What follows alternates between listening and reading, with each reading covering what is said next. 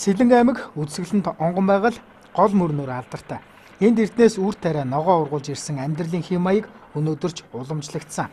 Гэвч энэ байдал одоо бол алдагдсан гэж хэлж болно. Нэг ёсондоо уул уурхай хүчтэй яригдж, лиценз энэ тэр олгогдож эхэлснээр тариалангийн талбай уул толгод ой мод үндсэндээ устгахаар болжээ. Хэдэн жил дуншиж байж арай хийж батлагдсан урт нэртэй хуулийн хэрэгжилтийн талаар иргэдийн гомдлын мөрөөр газар дээр нь очлоо.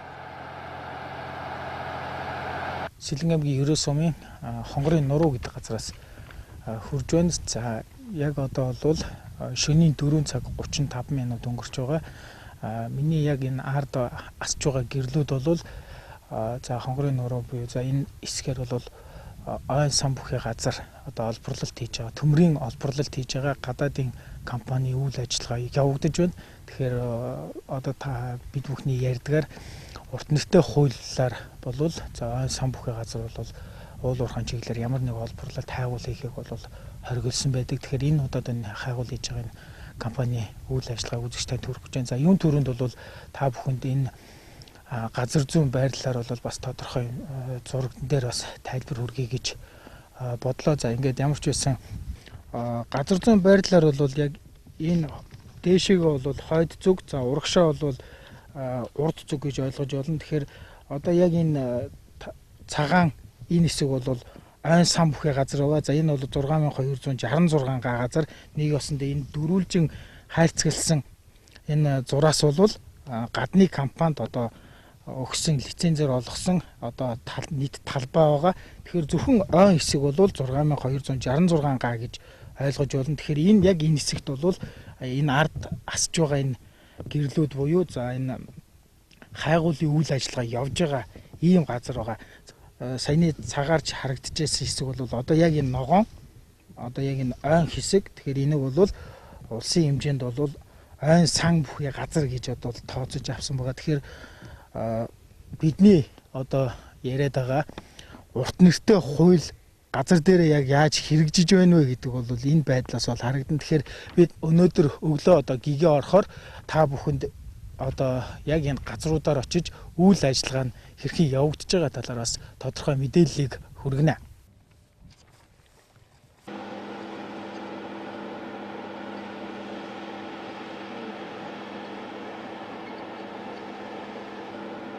Монгол улсын хэмжээнд зөвшөөрөл олгодог байгууллага хүмүүсээс зөвшөөрөл авч хайгуул хийж байгаа компани захиалагч нь Харан хөдөр компани, за гүйцэтгэгч болон сонгогдож өрөмдлөг хийж байгаа компани Австралийн TWB компани гэж гадна талаас харагдана.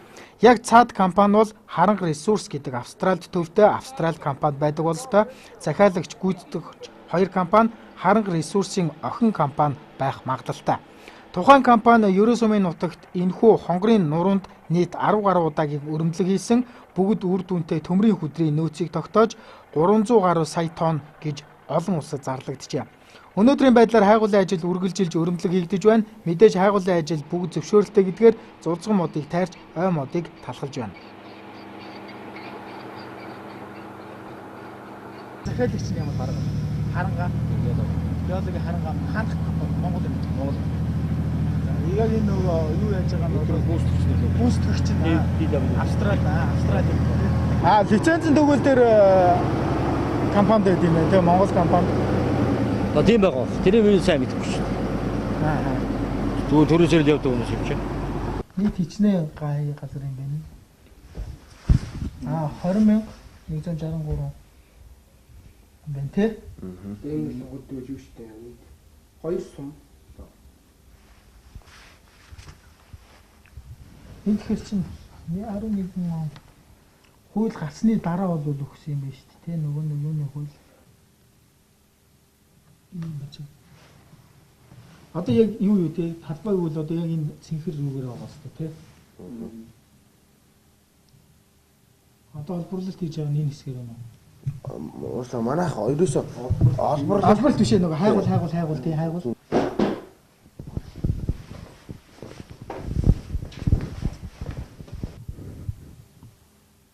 Хэдий зөвшөөрөлтэй гэж хэлж байгаа зөвшөөрлийн цаана асуудал нуугдж байна. Энэ бол хэн хаанаас ямар учраас ойн сан буюу урт нэртэй хууль багтах газрыг олгоо гэж. Ямар ч байсан ерөө сумын засаг дарга сэргэлэн зөвшөөрөл олгосон гарын үсэг зурааж байна. Тэрээр энэ нутгийн хүн болоод ойн сан бүхий газрыг мэдэхгүй олгоно гэж байхгүй.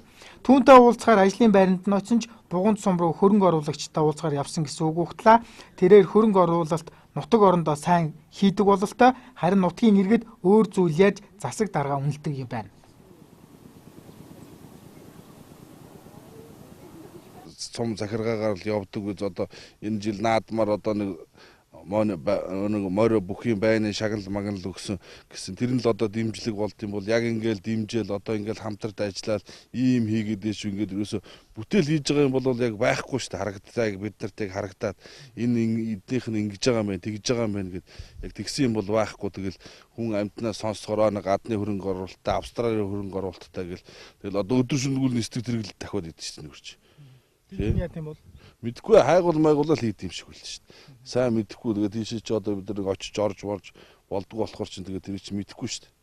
Одоо хашааны газар ч юм уу нэг төмс тарьдаг газар ч юм уу энийг авчи ихээр чи энэ болохгүй энэ атраа энэ тийм ээ гэл яг л амьдрал дээр яг л тийм. Тэгээд одоо энэ шудраг хууль ёс нь одоо зөв нааша чаашаа бүгдийг зохицуулахгүй бол яг шудраг юм гэж бол өнөөдөр байхгүй шүү дээ. Тэгэл хэн мөрөнгөтэй хэн юутай энэ гадаад хүмүүс ч үржил дуртай тэр ойн савдагч байна уу юу ч байна ойн сав нутагч байна уу их булагч байна уу одоо тэр аятайхан боломжийн гэсэн бүх газрыг л авчиж байгаа байхгүй. Тэгээ яг амьдрал дээр тэр ерөөгийн сум дээр очиод нэг хүн очиод ороо за би нэг юм жижиг газар аваад энийг аваад би хаглаад ногоогоо тэрээд энд нь баашингаа барь амьдрчаа гэхээр тийм боломж бол байхгүй юм чи. Засаг дарга ер нь бол хууль хяналтын байгууллагаар шалгуулах ёстой гэдэг ойлголт нутгийн иргэдээс цугулцаж байсан. Өнөөдөр хэсэгчлэн мод тайрч газрын өрөмдөж хайгуул хийж байгаа бол маргааш ой мод уултайн тэгшилж газрыг нухаж олборлолт хийн гэсэн үг. Ой мод сүйтгэж байгаа үйл явдал дан ганц хохирол бус тарж амьдардаг иргэдийг ухаж амьдардаг хүмүүс хохироож байна. Хонгорын нуруу бараадаж газар тариалан эрхэлдэг хүмүүсийн тарьсан үр тарианы болцсон өнгөрсөн жилээс удаашрах болжээ. Шалтгаан нь том машин техник тариан талбай хажуугаар тоос татуулаад явхаар тоосонд даруулсан тариа толгоогоо даахгүй гудаадаг байна. Ингэсэн тариа гүйцэд ургана гэж байхгүй өнгөрсөн жил гэхэд хэдэн зуун га талбайгаас тариа аваагүй тохиолдолж хонгорын нуруу бригадад тохиолдож байсан. Энэ жилч тарианы болц удаан байгаа нь Харан өдөр компанид хамааралтай. Доогоороо дандаа талбаанууд нь одоо манай талбаанууд.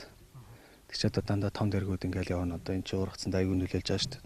Тухайлбал яаж нь бол эн чи одоо ингээл тоосчлт гэдэг замын тоосчлт юм чи уусаа тариан дээр дарчгаарч тариа ч өөрөө тэгээд амьсгалдаг юмтай мэдээж дээрээс нь тоос дарахаар ч ямар л байх. Тэг энэ компанид нь хэлж яриад нэг яхараас нэг их оошоож байгаа ч ямаалга тэгээд энийг нь хариуцдаг хуулийн байгууллага байдаг л багт. Тэгэхээр эдгээр болохоор өөрснөө хэлэхдээ тэгж илээ шүү дээ. Одоо ингээд ойр орчмын хүмүүс бол их нааштай сайн хүлээж авдаг.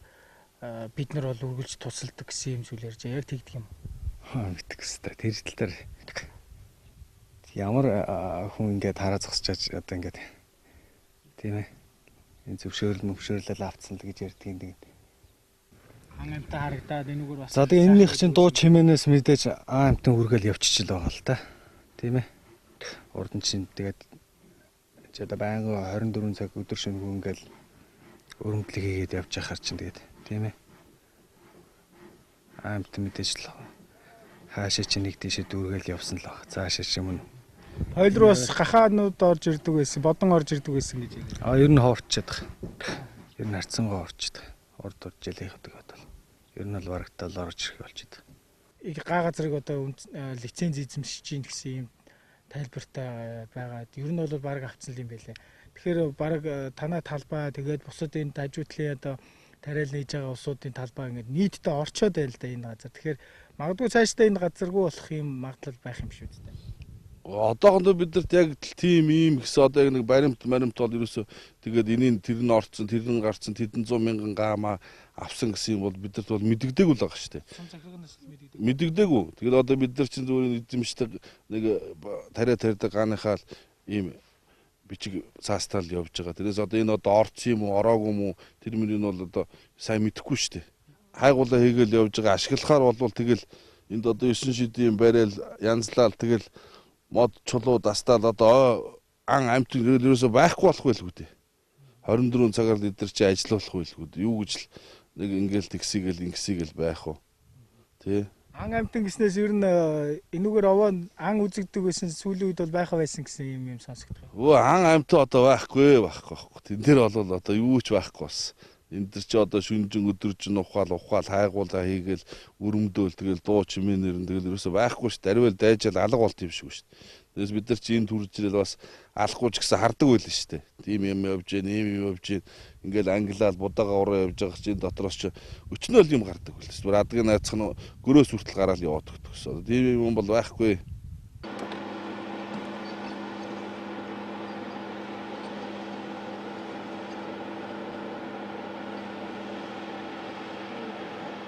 Хайгуул хийгээд олборлолт явуулаад улс орон нутаг суманд үр өгөөжтэй бол нэг хэрэг харин худал хийж хуурамч ажил явуулах нь тимч таатай бус. Харан хөдөр компани инженер нутаг суманд тусалж дэмжиж тариалан жирэгдийг харж үздэг.